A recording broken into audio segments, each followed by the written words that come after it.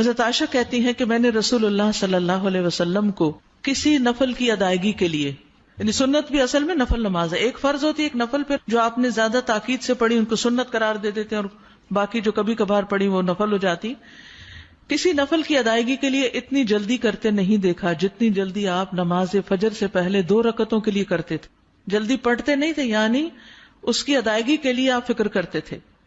حضرت عائشہ ہی سے روایت ہے کہ نبی صلی اللہ علیہ وسلم نے طلوع فجر کے وقت 2 رکعت نماز، یعنی فرض کی بات ہے یہاں، آپ نے 2 رکعت نماز پڑھنے کی شان کے بارے میں فرمایا کہ ان کو پڑھنا میرے نزدیک ساری دنیا سے زیادہ محبوب ہے. آپ نے فرمایا جو آدمی عشاء اور فجر کی نمازوں میں آ سکتا ہے تو اس پر لازم ہے کہ وہ آئے، اگرچہ اسے گھسٹ کے کیوں نہ آنا پڑے، یعنی گھٹنوں کے بل یا پیٹھ کے بل گھسٹ گھسٹ کے ہی آنا پڑے تو بھی آئے، لیکن آئے ضرور. کیوں؟ اس لیے کہ جو شخص فجر کی نماز پڑھتا ہے وہ اللہ کی حفاظت میں آ جاتا ہے.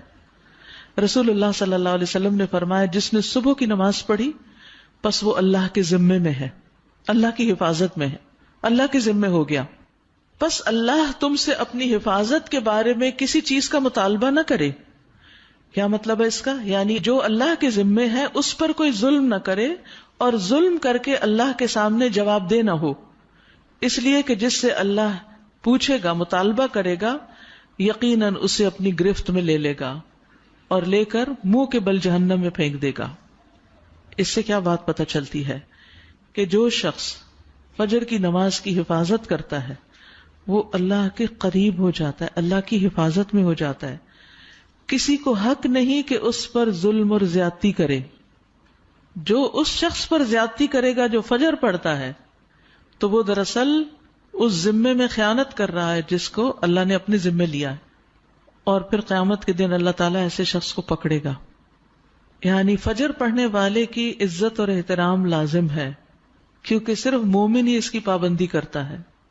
بہت سے لوگوں کے لیے فجر کی نماز بڑی بھاری ہوتی ہے، وہ ایک خاص وقت سے پہلے نہیں اٹھتے.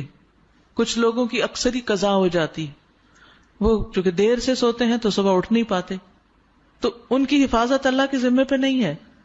تو اس لیے بہت ہی فکر کرنی چاہیے کہ فجر کی نماز قضا نہ ہو، یعنی کوئی باقی کر لیں، نہیں، کیونکہ باقی تو پھر ہم جاگ ہی رہے ہوتے ہیں نا، تو اذان بھی سنائی دے دیتی ہے اور وقت بھی پتہ چل رہا ہوتا ہے اور دوسروں کو بھی ہم دیکھتے ہیں پڑھ رہے ہیں تو پڑھ ہی لیتے ہیں. لیکن فجر کی چونکہ ایک ذمہ داری ہوتی ہے اٹھنے کی بھی، اور پھر وقت پر اٹھنے کی، اور پھر مسجد میں جانے کی، تو اس لحاظ سے اس کی حفاظت بہت ضروری ہے. اور فجر پڑھنے والا شام تک اللہ کی حفاظت میں ہوتا ہے. اس میں ایک واقعہ بھی آتا ہے احادیث کی کتابوں میں. اعمش کہتے ہیں کہ سالم بن عبداللہ بن عمر، ابن عمر کے کیا لگے بیٹے اور حضرت عمر کے پوتے، یہ حجاج کے پاس بیٹھے ہوئے تھے. حجاج کے بارے میں سب جانتے ہیں کہ بہت ظلم کرتا تھا. تو حجاج نے ان سے کہا اٹھو اور فلاں آدمی کی گردن مار دو. تو سالم نے تلوار اٹھا لی کیونکہ اس کا حکم تھا مارنے کا، اور اس آدمی کو پکڑا اور محل کے دروازے کی طرف چل پڑا. تو ان کے والد ابن عمر نے ان کو دیکھ لیا جب وہ اس آدمی کو باہر لے کے جا رہے تھے. تو انہوں نے کہا کہ کیا یہ واقعی ایسا کرنے جا رہا ہے؟ انہوں نے 2-3 بار یہ بات دہرائی. پھر باہر لا کر سالم نے اس سے پوچھا کیا تم نے فجر کی نماز پڑھی ہے؟ یعنی جس کو مارنے کا حکم تھا، کہا تم نے فجر کی نماز پڑھی ہے؟ اس نے کہا ہاں. سالم نے کہا پھر تم جس راستے سے جانا چاہتے ہو چلے جاؤ، اور وہ واپس آئے اور تلوار پھینک دی. حجاج نے ان سے پوچھا کیا تم نے اس کی گردن اڑا دی؟ انہوں نے جواب دیا نہیں. حجاج نے پوچھا کیوں؟ سالم نے جواب دیا میں نے اپنے والد کو یہ کہتے ہوئے سنا ہے کہ رسول اللہ صلی اللہ علیہ وسلم نے فرمایا جس نے فجر کی نماز ادا کی وہ اللہ کی حفاظت میں ہے یہاں تک کہ شام ہو جائے. تو ان کے والد نے ان سے کہا کہ سمجھدار رہو، میں نے تمہارا نام اسی لیے سالم رکھا کہ تم سلامت رہو، یعنی اللہ کے ذمے کے اندر خیانت نہ کرو. تو بہرحال اس سے یہ پتہ چلتا ہے کہ انسان سے بڑے بڑے حادثے، بڑی بڑی مصیبتیں ٹل جاتی ہیں جب وہ فجر کی نماز کی حفاظت کرتا ہے. اب تو الحمدللہ ہر شخص کے موبائل پر الارم ہوتا ہے اور موبائل ہر شخص کے سرہانے ہوتا ہے، تو کوئی بھی یہ نہیں کہہ سکتا کہ میں صبح نہیں اٹھ پایا. 1 نہیں 2 3 الارم لگا لیں، 5 منٹ کے وقفے پہ رکھ لیں اس کو، کیونکہ جو شخص یہ 2 نمازیں پڑھے گا، بخاری میں آتا ہے وہ جنت میں داخل ہوگا.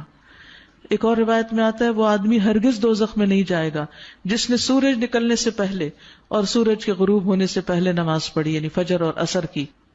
اور پھر آپ نے فرمایا ان نمازوں میں سستی نہ کرو اگر تم اللہ کا دیدار کرنا چاہتے ہو، اس طرح کہ جیسے تم 14ویں کے چاند کو دیکھتے ہو اور تمہیں کوئی دھکم پیل کا بھی واسطہ نہیں پڑے گا. یعنی جو ان نمازوں کی حفاظت کرتا ہے وہ اللہ کے دیدار کے قابل ہوگا.